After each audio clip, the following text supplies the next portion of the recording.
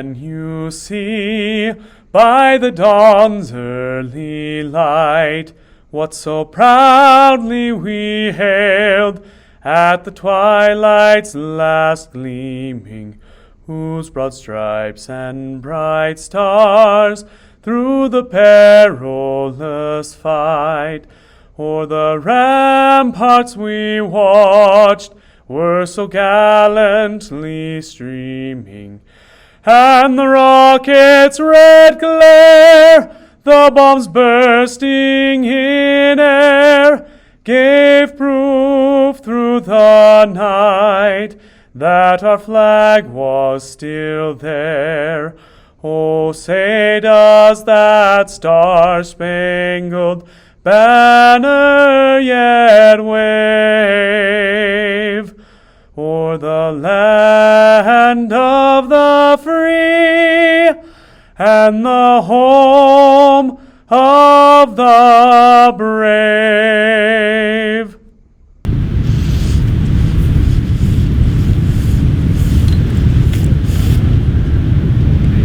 We'd like to turn the time over to another one of our teachers, Mr. Hankey, as he talks a little bit more about 9/11.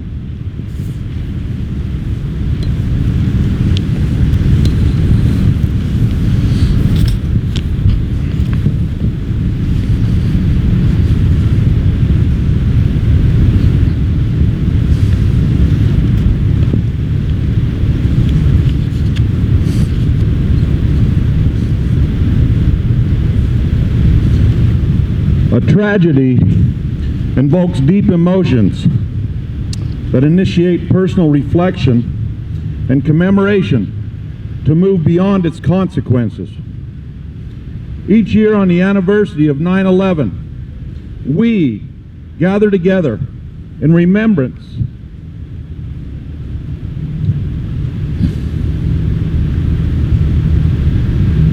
of the 2,977 men, women, and children killed in the September 11, 2001 attacks of the World Trade Center in New York City, the United States Pentagon in Washington, D.C.,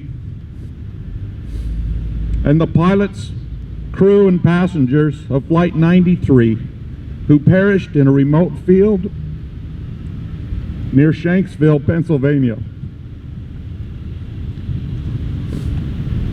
On that day,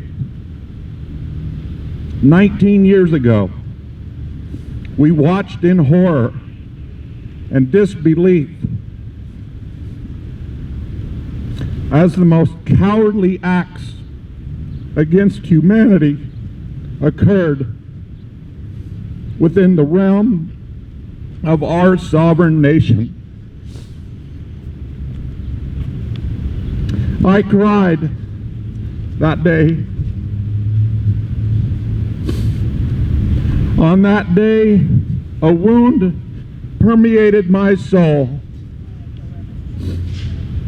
Each year at Ground Zero on this day, a bell rings 6 times, followed by 6 reflective moments of silence. This is done to commemorate the times when each of the World Trade Center towers was struck, when each tower fell, and the times corresponding to the attack at the Pentagon and the crash of United Airlines Flight 93 in Pennsylvania. The world shall never forget.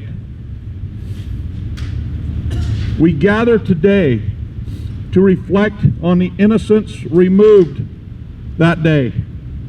We offer condolences to family and friends of those lost. The need to heal will require our continuous efforts.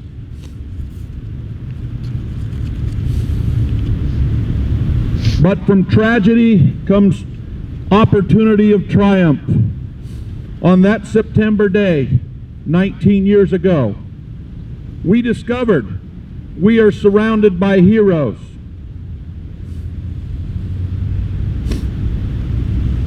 "343 firefighters,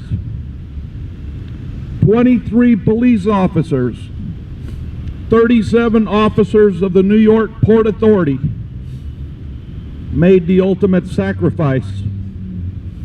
Thousands of citizen first responders did not flee for their lives, but instead raced into the tragedy to save others.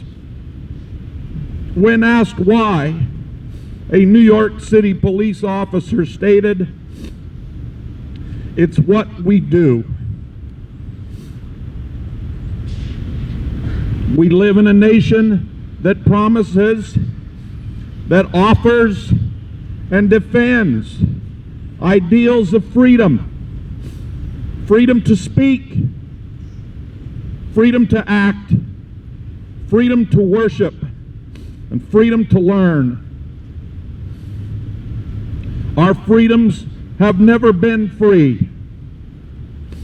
We are protected by those who selflessly serve, our veterans of military service, our active military personnel,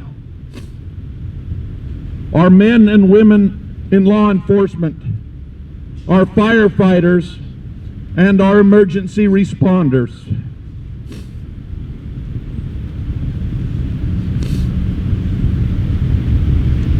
My soul is still softened. I still cry on this day. But I know with all of my heart, my mind, and my body that we can heal. The imperfections of our human family can be perfected. On this day, I ask that God bless those who are healing. That God bless those who heal. And God bless America. Thank you.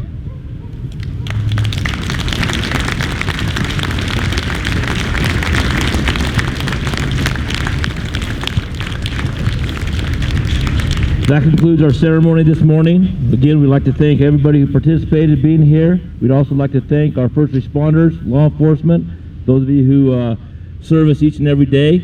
Thank you, teachers, students, everybody. We appreciate you. Now, before we dismiss, can we please do the Pledge of Allegiance? I pledge to the republic for which it stands, one nation, under God, indivisible, with liberty and justice for all. Thank you. Have a great day.